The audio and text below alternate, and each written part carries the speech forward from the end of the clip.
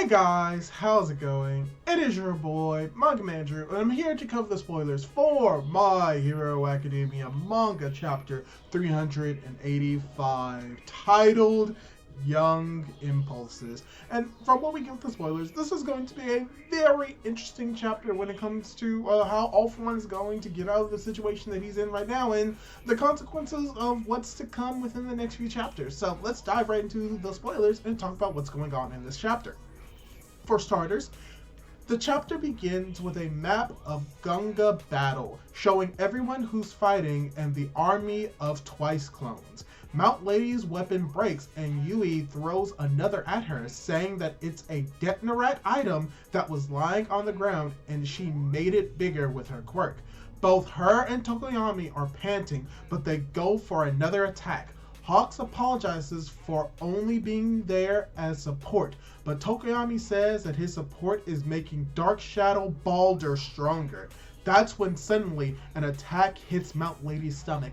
Mount Lady falls to the ground and everyone shouts her name. The next target is Makia, who is hit by a laser beam and falls while bleeding.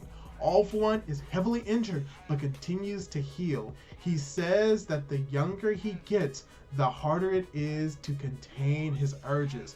All For One looks worse than Shigaraki after hit by the USA bombs.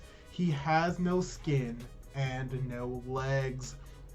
So this is very interesting for the first part of the spoilers. We're getting to see that even though the heroes are trying their best to try and defeat All For One, it seems to be very much in vain due to the fact that he has Rewind going on him. Now, that does not mean that they aren't doing damage to him, but just that the damage is not sticking, and that now All For One has reached a state where he's so young that apparently he's actually more powerful potentially the younger he gets. Something that we need to take into account when it comes to the battles and what he's going to be doing later on in the future when potentially he goes to meet Shigaraki Tomura and Deku in their actual battle.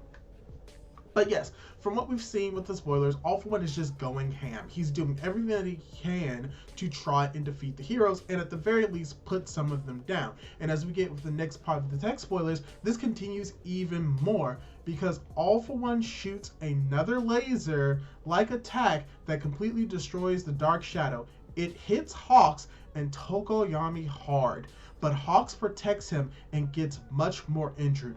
All For One is impressed with the strength of his own attack. Oh wow, good it is to be young. And what I mean by that is what that means is that he's saying, oh, how good it is to be young. As we get Kirishima as well as Shinzo worrying about them, and Inasa tells everyone to keep attacking, but it's useless. It cuts to a black panel where we see that All For One has defeated all of the other heroes and is now holding Hawks by the neck. Tokoyami is lying beside him unconscious. So yeah, this part of the chapter is going to confirm that All For One has, at the very least, destroyed and demolished all of the heroes that were actively attacking him in that moment, with the possible exception of Inasa, who is dealing with the twice clones. But we see that All For One is not playing around anymore, and we get to see even more of this within the next part of the text spoilers, where All For One says that he wants to steal Tokoyami's quirk and that Hawks should get out of the way because he's done too much already. We see that Hawks pierced All For One's chest with his sword, but it didn't do anything. As for All For One speaks, small wings grow on his back. He says it's impressive Hawks has kept fighting even with so little of his quirk factor left. Hawks then angrily comments on how very unfair it is that the number of quirks he has doesn't decrease even though his body is rewinding. When all seems lost, a Mineta ball sticks to All For One's leg. He says that stealing Dark Shadow will only make him an edgy weirdo like Tokoyami, so it would be better for him to steal his pop-off quirk. All For One stares into Mineta's teary eyes and remembers Jiro, another weakling. All For One then thinks to himself that he cannot waste another second there and flies off. When he sees that the press helicopters are nearby, he mocks the heroes by saying that everyone will see this pathetic view once again. They will see that they couldn't protect it. So, this is more confirmation that All For One is going towards the direction of Tomoe Shigaraki as well as Deku. And while this is coming out, many people did believe that potentially Mineta was going to die in this battle against All For One due to the setup. But luckily enough, that didn't happen. And luckily enough, Tokoyami still has his Dark Shadow, but it is confirmed that Hawks no longer has his wings, showing that even though he was still able to get out of the first war better off than other characters such as Aizawa, Mirko, and even Gran Torino, that for the most part he's lost his quirk and can't really be the speedy hero that he once was. Especially with the idea that he's not going to be able to get it back due to the fact that, well, you know,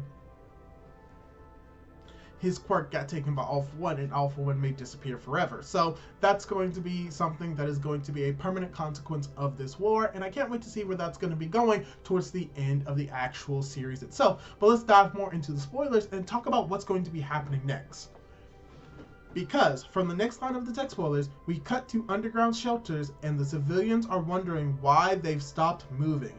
Natsuo prepares to protect his sister and his mother, and the Masagi kids are watching the Gunga fight on the tablet. The civilians are losing hope as they see the heroes being cornered. Cut to the command room and Tsukachi and La Brava are both confused. She has already regained control of the system and some blocks are already moving again, but some seem to be locked from the inside. Tajimi, one of the spies, thinks to himself that All For One ordered him to follow the orders from Skeptic, but he stopped responding. He gets desperate because he knows he'll be in trouble if he doesn't do anything, so he tries to use his quirk, but Guthead sees it.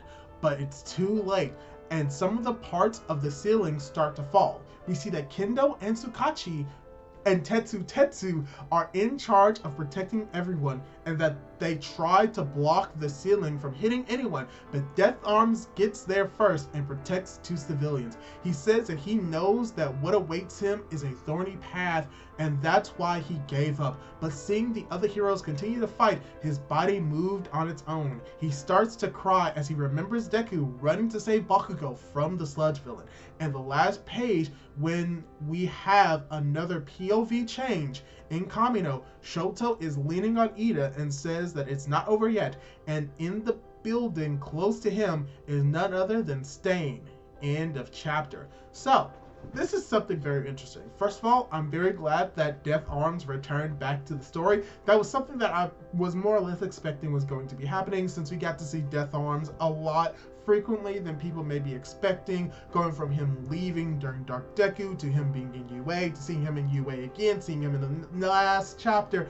This was something that I was just waiting for, and so I'm glad that we're most likely getting it in this chapter, and I'll talk about a little bit more why this is very important for his character as well as when it comes to heroes as a whole. But we get to see where characters such as Kendo and Tetsu were, as well as we get to get a little bit more of what's happening with the civilians and what Skeptic was doing with the underground places. We got to learn a little bit more about how this wars are going to be playing out, as well as setting up more previous pieces, and that those pieces are going to be coming into play very soon, especially with the reveal at the end of this chapter involving Stain. So what's going to be happening in this chapter? Pretty much we're going to be getting a fight with All For One against the heroes, where he defeats the heroes, then cutting over to different locations to get to see more of the ramifications of what prior events are doing and have done to the characters in their current locations, and getting some returning characters doing some very important things when it comes to the story and the themes of My Hero Academia. But yeah, that's pretty much all I have to really say about this episode. I may not be able to edit it or really edit it at all. It may just go straight up on YouTube due to circumstances in my life, but I still wanted to record a video for you guys and really tell you what's going to be going on in this chapter before I redo or do the review proper. I'm going to probably keep the mistakes in, but hopefully if you like this type of really sporadic way that I'm doing it, subscribe to my YouTube channel if you want to see more of this content, or just leave a comment down below on what you thought of this video as well as the spoilers. Do all that cool jazz, and hopefully I'll be able to catch you in my next video. Goodbye.